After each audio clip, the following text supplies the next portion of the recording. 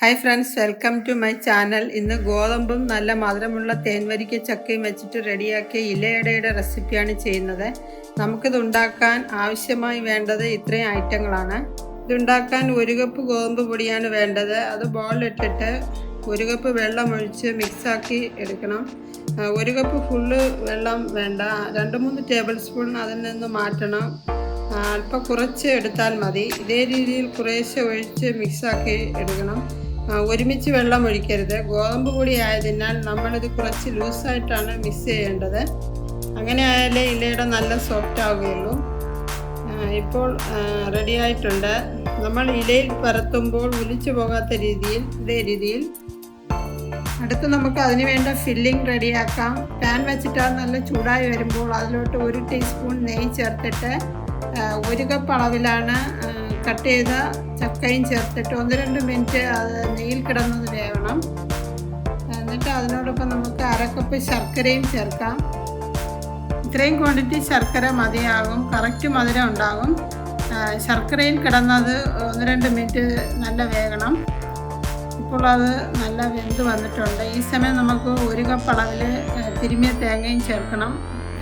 തേങ്ങ ഒന്ന് തിരുമിയെടുത്തതിന് ശേഷം ഒന്ന് ക്രഷ് ചെയ്ത് ചേർത്താൽ നന്നായിരിക്കും. എന്നിട്ട് ഫ്ലേവറിനായി 1/2 ടീസ്പൂൺ ഏലക്ക പൊടിച്ചതും ചേർത്ത് അത് നല്ല ഒന്ന് മിക്സാക്കി 1-2 മിനിറ്റ് വീണ്ടും ഒന്നുകൂടെ ഒന്ന് വേവിച്ചെടുക്കണം. ഇതുപോലെ ഇപ്പോൾ അത് റെഡിയായി വന്നിട്ടുണ്ട്. നല്ലൊരു ഫ്ലേവറൊക്കെ ഉണ്ട്. ഇത്രയും മതിയാകും. ഇനി നമുക്ക് ഇല ഒന്ന് ചെറുതായി ഫ്ലെയിമിൽ കാണിച്ചൊന്ന് ചൂടാക്കി എടുക്കണം. എന്നിട്ട് അതിലോട്ട് നേരത്തെ റെഡിയാക്കിയ മാവ് 1 ടേബിൾ സ്പൂൺ ഒഴിച്ചതിന് ശേഷം ഇതേപോലെ തവി വെച്ചിട്ട് ഇങ്ങനെ റൗണ്ട് ഷേപ്പിൽ പരത്തിയെടുത്താൽ എളുപ്പമാകും. എന്നിട്ട് നമ്മൾ ആ റെഡിയാക്കിയ ഫില്ലിങ് വയ്ക്കാം. കുറച്ച് ക്വാണ്ടിറ്റിയിൽ ഇതേപോലെ.